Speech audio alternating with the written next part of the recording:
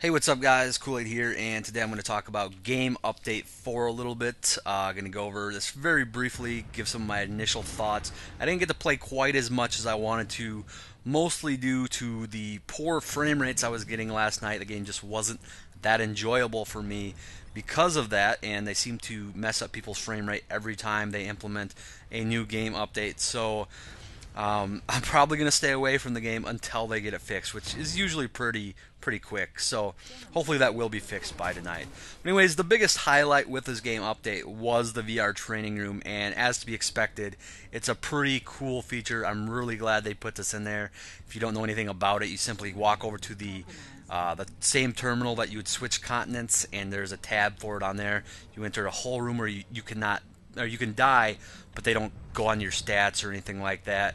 And you can basically test out any weapon and every max rank of anything that you can buy with certs in the game. Very cool feature. Should save people a lot of certification points down the line, and just overall a very cool feature that they put in. I'm really glad they did it. They also added a daily cert bonus to memberships. Now everybody gets certs accumulated over the course of a day, but if you are a member, you will get more now depending on how long of a membership you have. I actually have the 3-month plan, so I'm getting like 27 certs a day. I don't know exactly how much it is if you have no plan. I think it's under 10. I'm not entirely sure. Somewhere around 10, I think. And then if you have the 6-month membership, I think you can get up to 48 certs a day. So a nice bonus for the people that do have memberships. Kind of sucks, I guess you could say, for people that don't, but I don't know. I'm glad they put it in because I have that membership.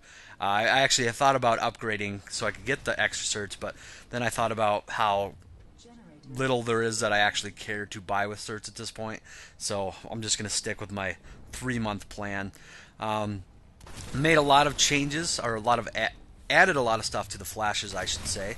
They added the rumble seat. Now you don't have to buy this; it's already on there. You can always have a passenger on your flash now. I love this. Back in Battlefield 3, I did a lot of fun stuff in Jeeps and ATVs, and I will be doing the same stuff probably in future videos on the Flash for Planetside 2. They also added the race seat, which is something you have to purchase. It's 150 certs to start off with. 150 certs will gain you 20 seconds of, cloaking, I guess I could say. You do have to be an infiltrator on the front seat to be able to cloak it. It will cloak you, the Flash, and your passenger. So we had a lot of fun with this last night, driving around with anti-tank mines on the back, or an engineer on the back dropping anti-tank mines. And I will do a more in-depth review on this sometime in the near future. Shotgun is also available for the Flash. I did not purchase this yet, and I probably will not because I already have a Fury on my Flash, which I think is a lot of fun anyways, but the option is there. They've also made some pretty big changes to heat and high explosive rounds for tanks. Heat and high explosive rounds across the board, and this includes all main battle tanks and lightnings, have had their blast radius, their outer and inner blast radius reduced. The difference between outer and inner blast radius is the smaller one that's actually going to get you the one-hit kill. Outer blast radius is just the one that's going to damage and not necessarily get you a kill. So the blast radius on all heat and high explosive rounds for all tanks have been reduced. Now on the Prowler, the blast damage has actually been reduced as well on both the heat and high explosive rounds. And all the video, or all the clips you're going to see from this video, are me actually using a Vanguard with heat post update. So as you can see, I'm going to get a lot less kills than I normally would. I don't know if I necessarily agree with that. I don't really think it was that big of a deal, and this is coming from somebody that doesn't use tanks a lot. But at the same time, since I don't use tanks a lot, I don't care that much either. But just be aware of that. Also, the Liberator, the Zephyr and Dalton have had their blast radius both reduced by a meter. Again, don't care too much about that since I don't fly a lib a whole lot. Actually, there's a whole list of weapons that have had their blast radius reduced, and I will leave the link to the actual patch notes or game update notes, and you guys can look at it more closely if you want, because I am not going to cover even half of what's in there. Just picking out some of the stuff that I think is more important or stuff that I noticed right away. Another big change is with the spawn rooms on facilities. Now, I haven't had on certain facilities, not all of them. The bottom floor, more specifically. You'll see it in the Crown is one that I can think of, and just a bunch of them across the map. And I haven't had a chance to really see the benefits of this quite yet. But usually when they add stuff in like this, it's for the better. I know last time they changed the spawn rooms, it was for the better. And I'm not really going to pass a judgment on that so far until I get to experience it a little bit more. Now, those were the biggest changes, I would say. But there are some smaller ones that stuck out to me as well. C4 will now disappear after you die. You can no longer respawn and blow it. Claymores have actually had their blast radius reduced, both their inner and outer, and I don't know why. I know people have been complaining about Claymores, and I can definitely side with the TR guys on this, that their Claymores aren't as good as the other two factions, and for them to reduce the blast radius, I don't really understand it, to be honest with you. They have increased the ammo capacity of, I think, pretty much all the guns across the board by a magazine. Again, you can check and see if your gun of choice is on the list. They do have them listed in the game update notes, which I will leave a link of. The torque has been increased across the board on vehicles.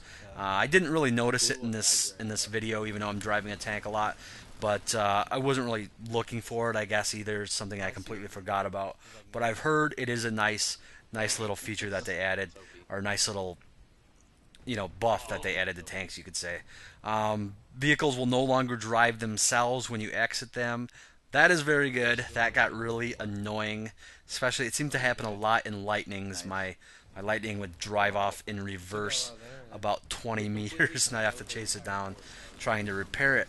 Also, the repair gun, it doesn't say it in the game update or in the notes anywhere, or at least I couldn't find it. But I am pretty sure they increased the radius that you can repair people. Very nice. Also, the mini-map is now zoomable. I think they actually implemented this before the update came out, but this is very helpful, especially for you infiltrators that want to use your detect device in cluttered areas. This will be better for that. And the last thing I have to talk about is the experience gain for killing MBTs, Lightnings, ESFs, and Liberators. You're now going to get a lot more experience for killing any of those. It's going to be more on par with the Sunder now. Currently, for getting assists on those, they have not changed, but Higby has stated that they are implementing the greater experience for assists as well, which would be nice, and hopefully that's in there pretty soon. Anyways, guys, that's pretty much all I have. Let me know if I missed anything, and let me know your guys' opinions on all the changes. I think that this update could be, kind of a win for infantry, kind of a crappy update if you're a tank driver, maybe a Liberator. They just... armor across the board kind of got nerfed in this patch. I didn't kind of get nerfed. They did get nerfed in this patch. So let me know what you guys think, and that's all I have. So as always, guys, thanks for watching, and I'll talk to y'all later. It wouldn't handle it as good as a 680. You got wrecked. We got wrecked by a Fury.